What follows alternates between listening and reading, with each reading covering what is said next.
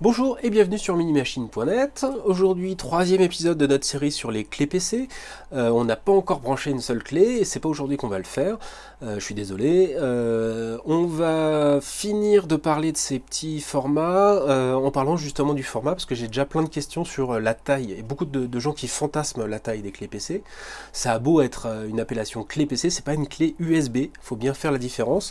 Donc j'ai pris une clé qui est relativement standard. C'est un modèle qu'on trouve beaucoup en cadeau, en clé publicitaire ou en magasin. Donc voilà, ça c'est une clé USB, ça c'est une clé PC. Vous voyez qu'il y a une grosse différence. Je vais vous mettre ça de façon plus efficace ici. Voilà, hop. Donc clé USB, clé PC, vous voyez que c'est pas du tout le même format en longueur, en épaisseur, en largeur. C'est vraiment des engins qui sont quand même très différents. Donc clé PC, ça veut pas dire clé USB, il faut vraiment le prendre en compte. On va aussi comparer ça par rapport à un format carte de crédit standard. Vous voyez que c'est un petit peu la largeur de la carte de crédit, un tout petit peu plus large, mais bon, pas vraiment significatif. Et c'est un petit peu plus de la moitié voilà, c'est un petit peu plus grand que la moitié. Rien, voilà, ça vous donne une indication. Une carte SDHC standard également. Vous voyez que c'est un petit peu plus large qu'une carte SDHC. C'est évidemment beaucoup plus long. Par rapport à une pile, vous voyez que c'est presque la hauteur d'une pile. Non, vous ne voyez pas. Là, vous allez le voir. Voilà, c'est presque la hauteur d'une pile. Et une pile 9 volts. Ça vous donne une bonne indication, la pile 9 volts par rapport à... Ouais, c'est un petit peu plus large, un petit peu moins épais, pas de beaucoup. Ça vous donne, voilà, vous mettez deux piles 9 volts l'une derrière l'autre et vous avez une bonne idée de ce que ça peut donner niveau encombrement. Alors, pourquoi c'est important? Pour deux choses. Parce que si on rajoute avec le chargeur qu'il faut pour l'alimenter, etc., le câble, c'est quand même pas une solution qu'on va mettre dans une poche de jean slim et balader tout le temps avec soi, donc il faut vraiment prendre ça en compte. Deuxième élément que je voulais voir vraiment avant de commencer les opérations, c'est-à-dire démarrer un petit peu la machine, la mini-machine sur un écran, c'est ce qu'il y a à l'intérieur vraiment d'une clé PC. Donc pour ça j'ai un prototype d'une clé qui n'est pas terrible, tant mieux. Ça nous arrange aujourd'hui. C'est un proto, il n'a jamais marché. On me l'avait envoyé pour me montrer un petit peu le format. Il y a maintenant un bon moment. C'est quand même un processeur équivalent à celui de la MK808, donc on a choisi pour expérimenter. C'est un Rockchip donc 3066, double cœur, ARM Cortex A9. Ce qui est intéressant, c'est qu'elle n'est pas terrible dans le sens où, bon, elle n'a jamais fonctionné, mais elle n'a pas de dissipateur thermique. Pas de dissipateur thermique, ça veut dire que le processeur là chauffe tout seul et on ne maximise pas la surface d'échange d'air pour dissiper la chaleur émise par ce processeur. Alors c'est pas vraiment un gros souci a priori, mais au final quand on commence à vraiment jouer avec ce type de clé ou lire des vidéos assez lourdingues, ça peut poser souci.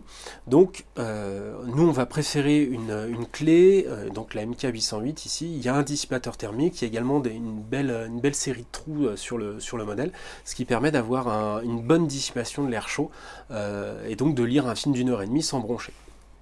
Celui-ci, c'était pas le cas a priori. J'ai lu pas mal de commentaires sur ce type de produit sur internet et il y a vraiment des soucis de chauffe. C'était les premiers modèles, donc c'est un peu réglé maintenant, mais il y a vraiment des soucis de chauffe.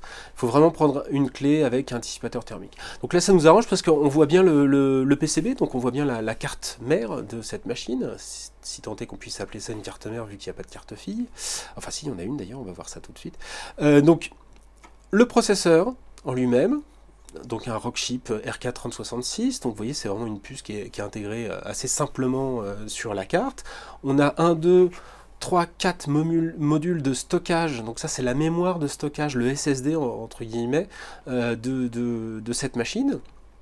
Donc il y a 4 modules de 2 Go, on a bien les 8 Go qui sont intégrés, un module de mémoire vive d'1 Go, et c'est à peu près tout ce qu'on reconnaît instinctivement, on va dire, sur ce type de carte, mis à part la connectique qui est très standard, donc un lecteur de carte micro SDHC pour étendre la mémoire, un connecteur USB plein format, un connecteur USB micro USB, c'est tout de ce côté-ci. On a un petit composant là qui sert pour gérer un petit peu la connectique.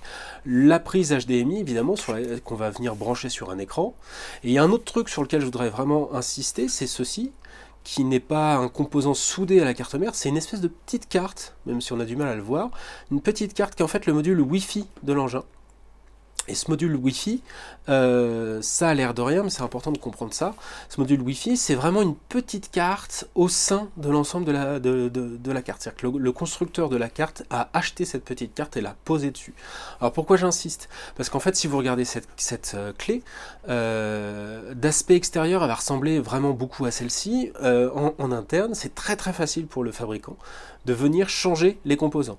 On peut évidemment faire ça vertueusement, c'est-à-dire mettre ici 4 modules de 4 Go pour passer à 16 Go, un module de mémoire de 2 Go pour passer à 2 Go, etc. Mais on peut exactement de la même façon mettre des modules de 1 Go pour passer en 4 Go, 512 mégas ici, changer le processeur pour un autre processeur si tant est qu'il puisse être compatible d'un point de vue branchement. C'est très très facile de changer.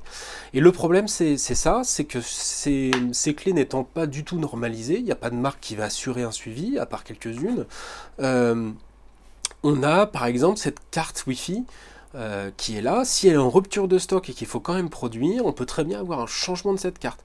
C'est-à-dire qu'on va avoir une carte qui va être bien référencée, bien documentée par des développeurs, et sur la série d'après en fait produite par le fabricant, on va avoir une autre carte Wi-Fi qui sera elle peut-être moins performante ou plus performante, c'est pas le problème, mais qui sera pas du tout documentée, et donc ça peut poser souci pour tout simplement faire évoluer les logiciels qui sont les applications qui sont liées à cette carte.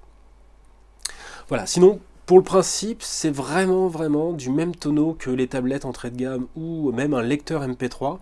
C'est-à-dire que c'est vraiment des composants très simples, un PCB très simple. Quelqu'un qui sait fabriquer un lecteur MP3 en 2013 peut fabriquer ce type de carte. Et j'irai même plus loin, en fait, maintenant, il y a des fabricants de cartes comme ceux-ci qui arrivent et qui livrent des cartes toutes prêtes à des gens qui n'ont plus qu'à les emballer dans des emballages différents de ce type-ci. Donc c'est vraiment de la coque plastique. Il n'y a rien de vraiment exceptionnel à fabriquer ce genre d'engin, et c'est vraiment le souci parce qu'on peut avoir sous le même nom des très très bons produits et des produits beaucoup plus entrée de gamme. Comme il n'y a pas de marque en fait réellement reconnue aujourd'hui sur le marché qui assure la production de ce type de machine, on a vraiment du bon et du beaucoup moins bon sur le marché. Alors voilà, j'insiste, c'est un peu lourd, je sais, mais c'est important de comprendre que quand vous achetez ce type d'engin, vous pouvez avoir un très bon produit et sur la même enveloppe, le même aspect, un prix 2 fois moins important pour un produit qui est 2 fois moins performant. Donc il faut vraiment se méfier sur le moment de l'achat. C'est difficile de vous conseiller une marque en particulier ou un modèle en particulier, on l'a vu la dernière fois. Moi donc je me suis arrêté sur la MK808, j'en suis assez content, mais même quand je vous parle de MK808, il faut vérifier bien l'endroit où vous l'achetez, lire les commentaires, etc. Parce qu'on pouvait très bien avoir voilà, c'est un petit boîtier en plastique qui n'est pas déposé, on peut très bien avoir une copie de ce boîtier avec ce produit-ci dedans, une carte Wi-Fi complètement inconnue et d'autres problématiques qui sont liées. Voilà, donc ça c'était une dernière mise au point avant de rentrer dans le vif du sujet, c'est-à-dire brancher la petite clé sur un écran. A bientôt!